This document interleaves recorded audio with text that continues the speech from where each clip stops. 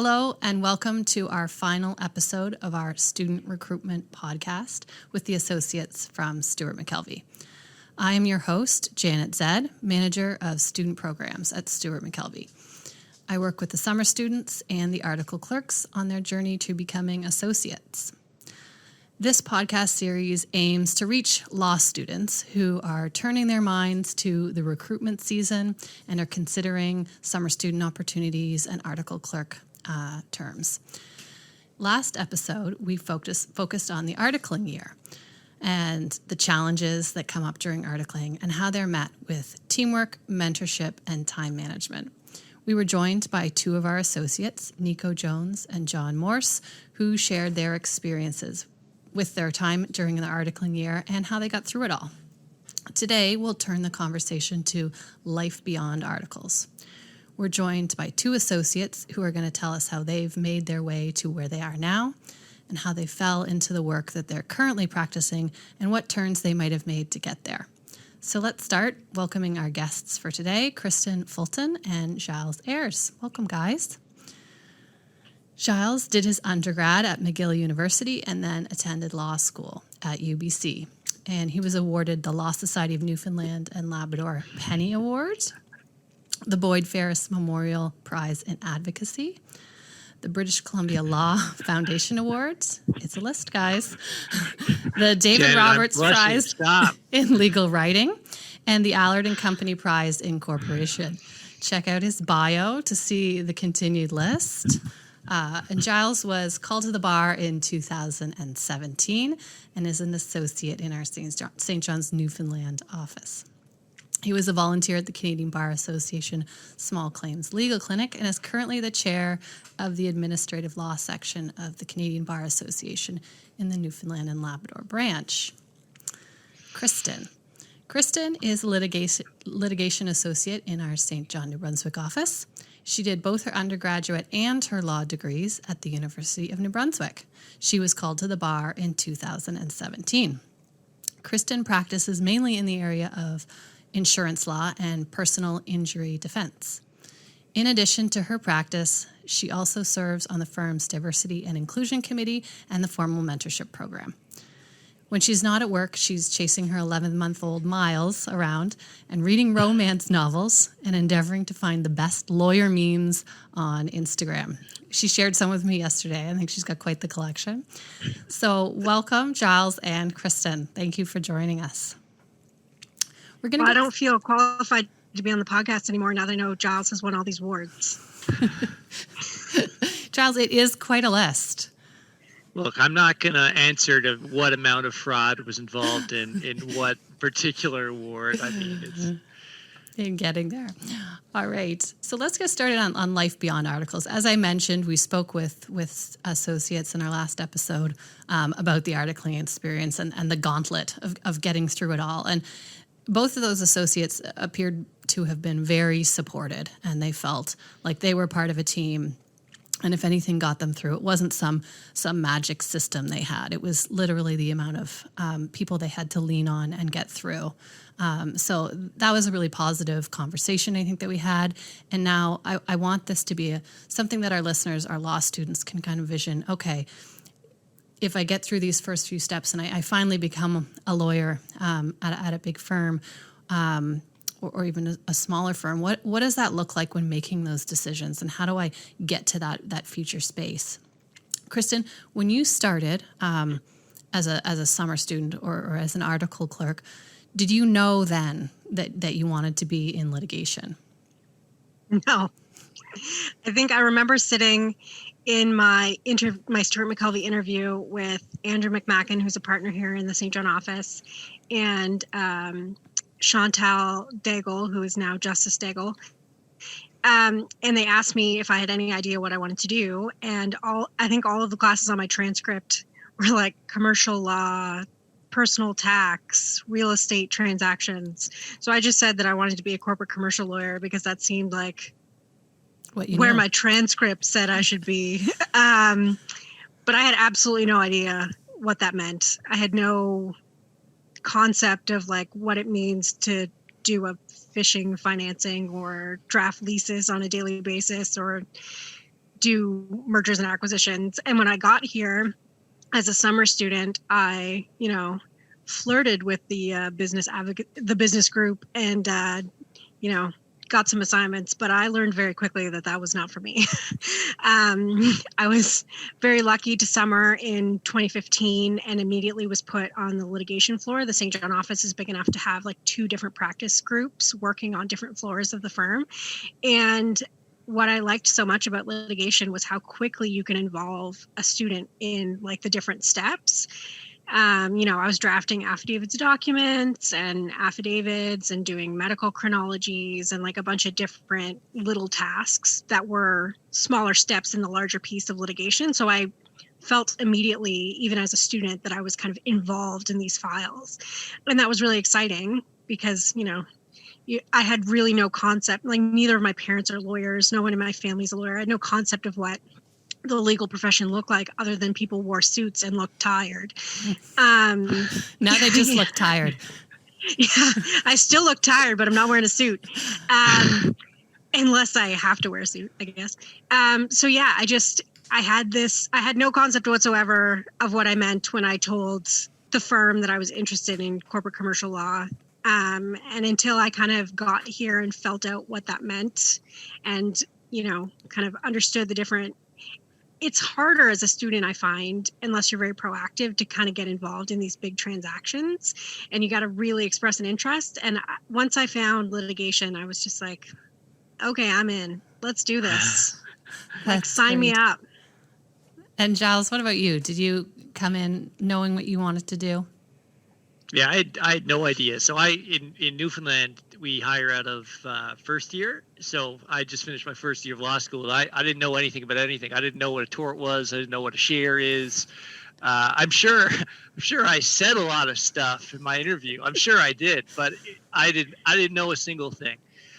So like Kristen, I got to dip my toes into everything. Through my summers and my articles. I got to experience corporate law. Sorry, someone just called me. I'm just going to turn that off. Corporate law, personal injuries, commercial litigation, and like Kristen, I came to the general truth that corporate law is boring.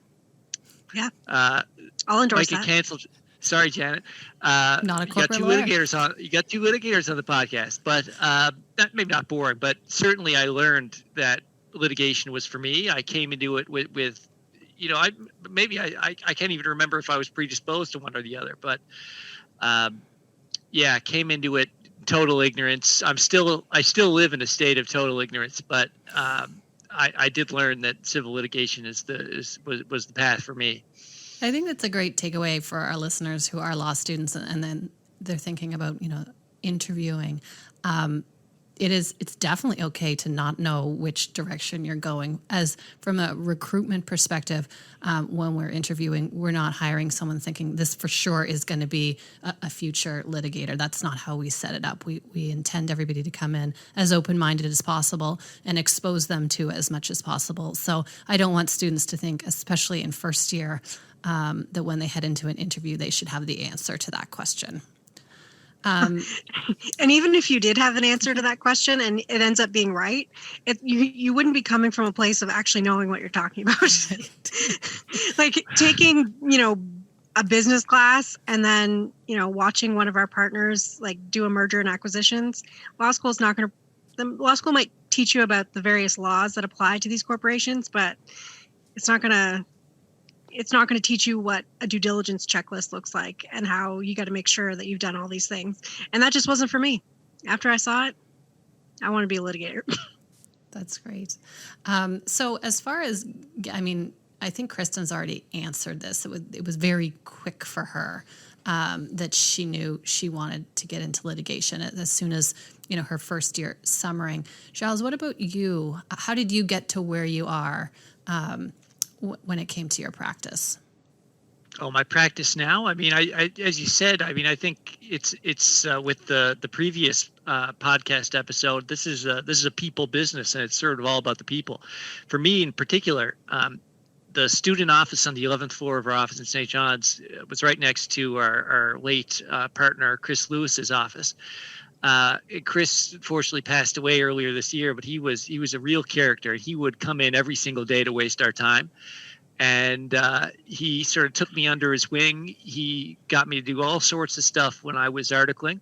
He had a sort of bizarre, very broad practice, a lot of administrative law, municipal law, collections, insurance defense. He did it all. So he brought me in to do all sorts of interesting things. Really nice guy, great mentor. He one thing he did that really contributed to where I am now is whenever he had a lot of weird hearings coming down the pipes.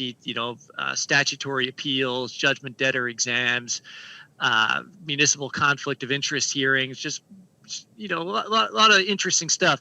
Whenever he got something he didn't want to do, he'd send me off to do it. It wasn't sending me off into the cold. He always had my back. He always had time for me. But through that, I learned a lot about, the practice of law. I learned the type of files that I wanted to work on. I got to know most of Chris's clients.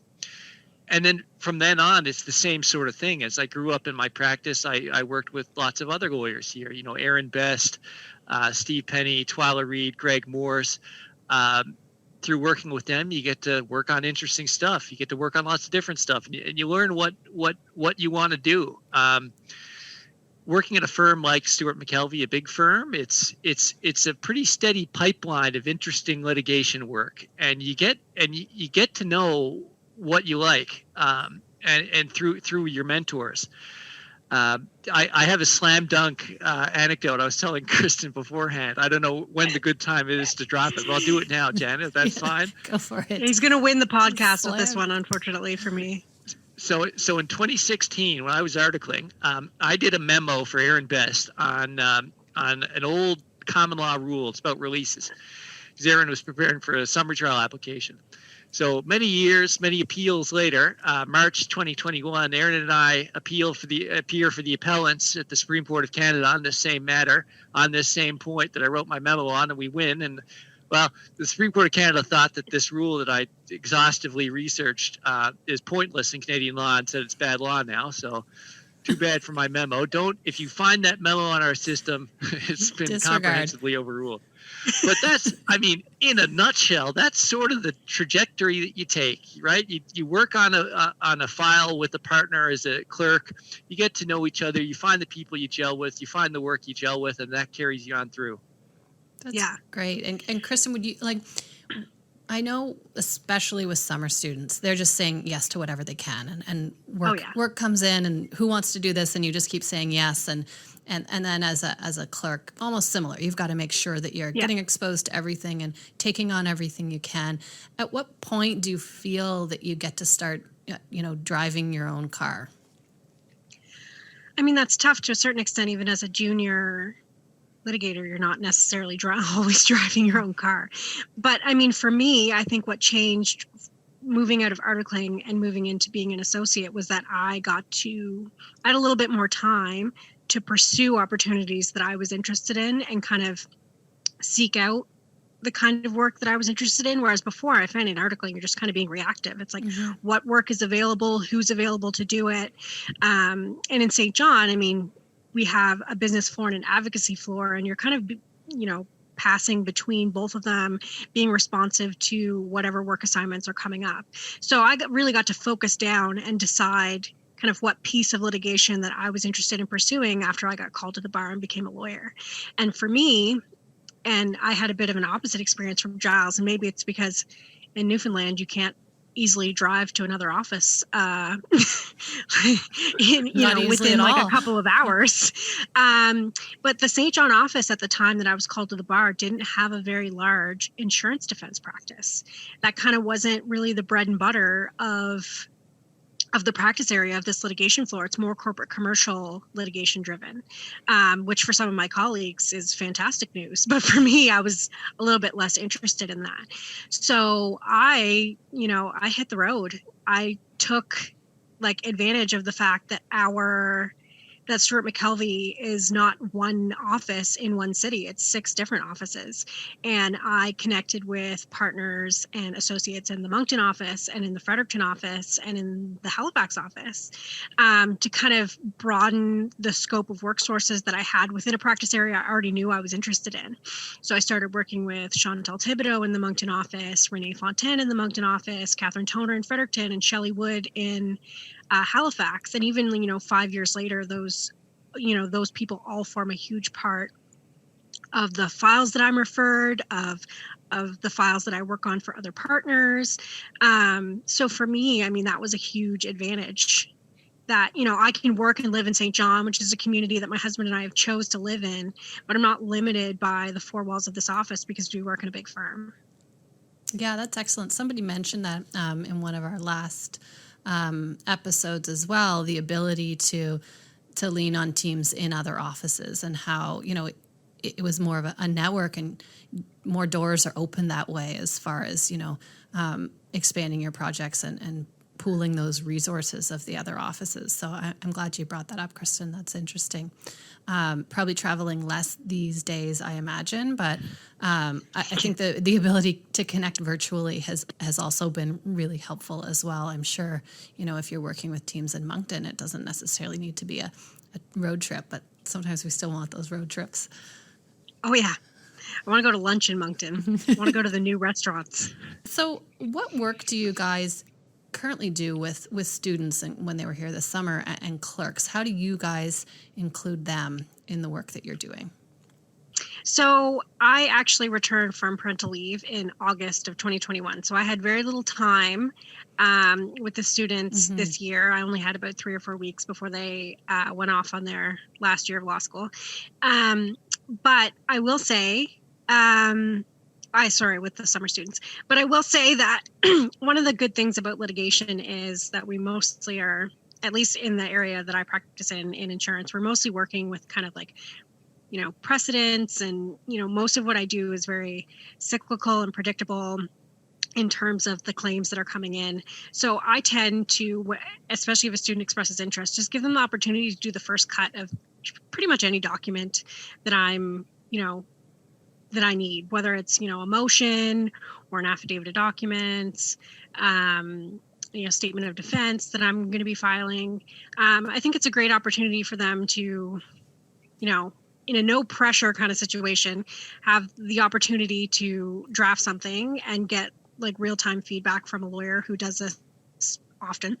But also gives them the opportunity to come in and just, talk to me on like a more of a peer-to-peer level, and, just hang out. So all of the students were definitely in my office at some point or another. And I think that we treat the clerks the same way. The best part about the clerks being here for a year is that you can involve them on more longer term projects. So instead of, here's one assignment and then you'll probably leave before anything else happens on this. If they do a first cut of the statement of defense, then they can come along to the discovery with me and take notes and do the first draft of the discovery report in a couple months down the road when we've kind of exchanged documents and stuff like that. So, I mean, I'm always on the lookout to try and convince students that my practice area is the best practice area, and they should, want to get called to the bar and then come and, assist me in my practice. So yeah, I'm actively, trying to recruit them at all times. Great. Giles, what about you? Yeah, absolutely. Spreading the good news of litigation, trying to stop, the Justin Hewitts of the world get his wicked claws into them and have them, do shareholder resolutions and whatever. Got to stop that at all costs. I'm so sorry we don't have a corporate associate on this podcast right now to defend themselves. That was a mistake, guys. Yeah, I won't say I made a joke about corporate law to Justin at a recent firm event. I thought he was going to try and fight me, so I won't say that. Now, no one's here to defend them. But I think the one thing I did this summer, which was low effort for me, so I had quite a busy summer with hearings and so on. I think because of COVID, there was a sort of glut of rescheduled things happening this summer. I tried not to go anywhere alone. I'm always taking somebody with me, a student or a clerk, just to watch me get battered. I had one in particular. Friday afternoon for 4 hours, getting absolutely shredded by the judge. I had a student there watching me get shredded, taking notes on my limp responses, how to do better. I think I went to, when I was articling, I went to a lot of stuff to watch, and I think it's a good way, because when you're thrust into that environment for the first time as a lawyer, you're appearing in this stuff. It's good to see just someone else do it. The other thing is, as Kristen said, doing the first cut of documents, doing research, doing the first cut of briefs. I really have to give a shout out to Matthew Rask, who was one of our first year students. I gave him the worst direction any lawyer has ever given a student, which was, I asked him, he did the research on this brief. It was like a charter issue. And I sort of half wrote the brief. There were sentences half finished, thoughts half done. I was going to court, and I sort of gave it to him and said, Matthew, can you tune this up for me? And I kind of went away thinking, like, wow, that sucked. I'm a terrible mentor. But let it be said, he did tune it up. He finished it. I changed basically like one sentence. He did a great job. He finished the brief. He sort of knew what I was trying to do. It's a terrible plan, but perfect execution.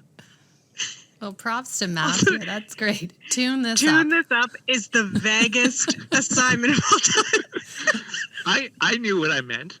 Yeah. Clearly you did that's too. good. Mind reader, Matthew Rask. Excellent. So, that leads me to another question about providing feedback. And we talked a little bit about receiving feedback when we were speaking with our associates about articling. Wondering if you guys have sort of a specific way that you like to give students feedback, or advice to them on how to take it, I suppose. I can definitely empathize with students who may be kind of scared to receive feedback, because I remember being a student and wanting everything that I did to be perfect, and, not wanting any criticism on it because it meant that I wasn't, good, or that maybe I wasn't going to get hired back, or, having these kind of like silly views of feedback. But as the practice of law is an extremely steep learning curve. Law school doesn't necessarily prepare you to be a lawyer. It teaches you where the laws are so you can go find them later. The practice of law and learning how to be a lawyer is a group exercise. And the only way that you're ever going to learn is by one, having a group of very competent lawyers surrounding you who are teaching you all the time, which is exactly what Stewart McKelvey is going to deliver to you, but also by, making mistakes. And some of the best advice I've ever gotten as a litigator is, there's very few things as a litigator that you can't undo. Maybe missing a limitation period. But, everything else is kind of fixable. And so getting feedback constantly and becoming receptive to it and viewing it in a positive light is so important, which is why, when I have a student do the first cut of something, I tend to save it as a version 2, make my changes. I like to run like a comparator as between the two documents, and then I'll sit down with them and explain kind of what we changed, why we changed it, if I have time. Otherwise, I'll just, let them know like, oh, that was great. I made some changes. You can check it out. Because that's how you learn. And the mentors that I've had over my career, they took the time to do that with me, and that's how I got to where I am now without asking. Now I don't have to ask 27,000 questions a day to do my job, although some days maybe. But certainly when I was an articling clerk and I was a junior associate, that was me bouncing around between, offices being like, I don't know how to handle this. That's great. The firm really does support both being comfortable getting feedback and also giving it. And I think constructive feedback is exactly that. It's constructive. It helps you build and grow. And I think we do a pretty good job here of just constantly reinforcing that message for both giving and receiving feedback as part of the learning process. Yeah, so what I'd add to that is that lawyers here at Stewart McKelvey, and I suspect that, most lawyers in Atlantic Canada are so committed to mentorship. This is something that people really believe in, which people say a lot of stuff about mentorship, especially when you're in law school. Oh yeah, our firm is full of mentors, that sort of thing. But this is something people really do care about at this firm. And like when you give someone a brief and then they come back and it's covered in blue pen and they've made a lot of corrections and so on, this isn't, an indictment of your work. This is someone who's really doing their best to give you sort of like a law school class on their methods of drafting. I'm not great at drafting. It's not one of my strengths, but there's things that I do, ways of expressing things, shorthand ways of, making legal arguments that I learned from corrections that were given to me by other lawyers. I can still trace it back. There's one thing I do all the time that Colm Sevier put into, I feel like is a letter that I did for him that he sort of did a lot of corrections on. So this is, people really care about that. So don't take it like people are thinking you're a moron. People are thinking, I'm here. I'm going to dispense some wisdom, right? And just like Kristen said, I don't know if Kristen's saying she doesn't do that, but I do that every single week.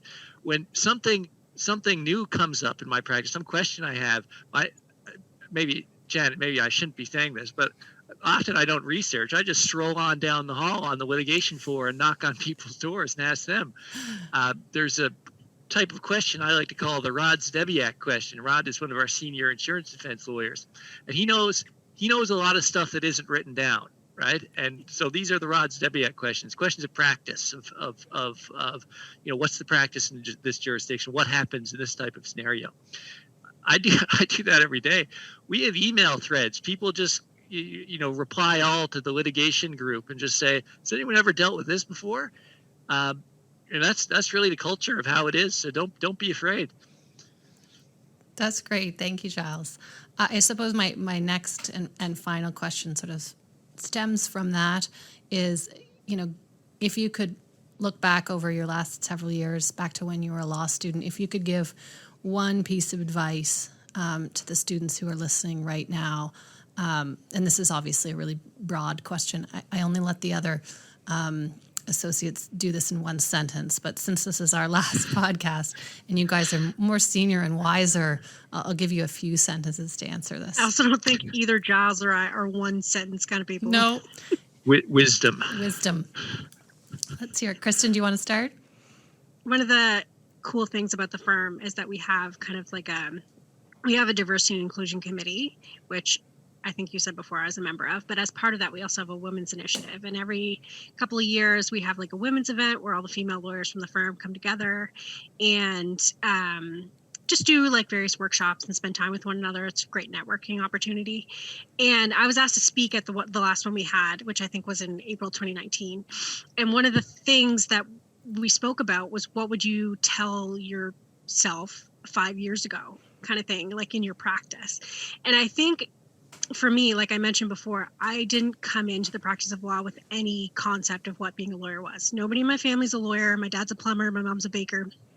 Me going to law school was like a family event. Everyone was like, oh, we have reached another echelon with this child. They were very excited. So I viewed the law as an extremely conservative environment that I was very worried that I was not going to fit into necessarily. I have a big personality, pretty loud and pretty bubbly. I wear a lot of red lipstick. I like my big glasses. I just had this feeling that I had to look and act and sound a certain way in order to fit in, especially because I was coming in and my legal experience was going to be big law. But I think the advice that I would give myself 5 years ago is just be yourself.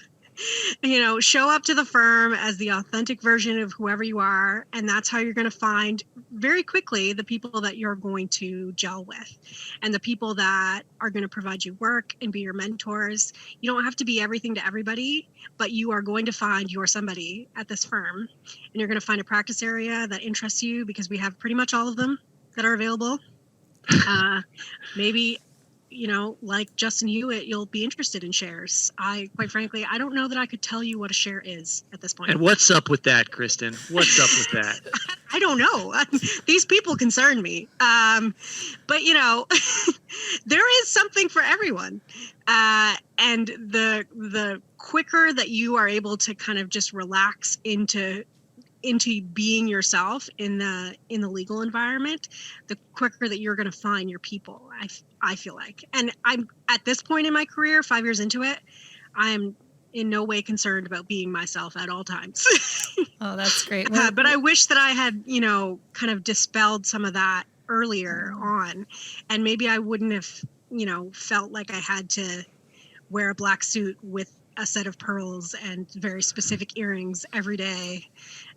In order to feel like I looked like a lawyer, because I am a lawyer. Doesn't matter what I'm wearing. Oh, and we're so grateful for your lipstick wearing, big glasses, bubbly you. It's a win for us, absolutely. Well, I'm not going anywhere now, so y'all are stuck with me. Giles, what advice do you have? First, I want to say, I don't really know how corporate law works, but every day I send up some corporate question or file or something to the likes of Justin and Sarah and Matt. So I'm sorry for insulting you. If you're listening to this, please continue helping me. Anyway, mea culpa. But what was the question? It was what advice I can give myself. Yeah. I guess, I wholeheartedly agree with everything Kristen just said. What I would also say is, as Kristen indicated earlier, in litigation especially, everybody makes mistakes. Most people make them all the time at every stage of the practice. Maybe I shouldn't say that. Some people don't make mistakes, but mistakes will happen. And you're surrounded by a group of people who, as I said, are just so committed to mentorship, it'll blow your mind. When a mistake happens, just don't be afraid to go get some help. Walk down the hall, go next door, ask someone what to do. People will fall all over themselves to help you. This is not a solo foot race. This is a marathon, and we're a team. So absolutely, I right now, of course, as I said, I have no compunction just asking people how to practice law every day. But that would be my top advice for myself. Thank you very much. And to all of those listeners out there who I assume most of which will be law students, good luck going into this year of law school, whether you're going into recruitment or you're saving yourself that for the next year. If you do have any questions, please reach out to me. Happy to have a chat with you anytime. And we look forward to seeing you at some events on campus, both virtual and in person, and perhaps meeting you one day in an interview. So thank you very much to all of our listeners. Goodbye.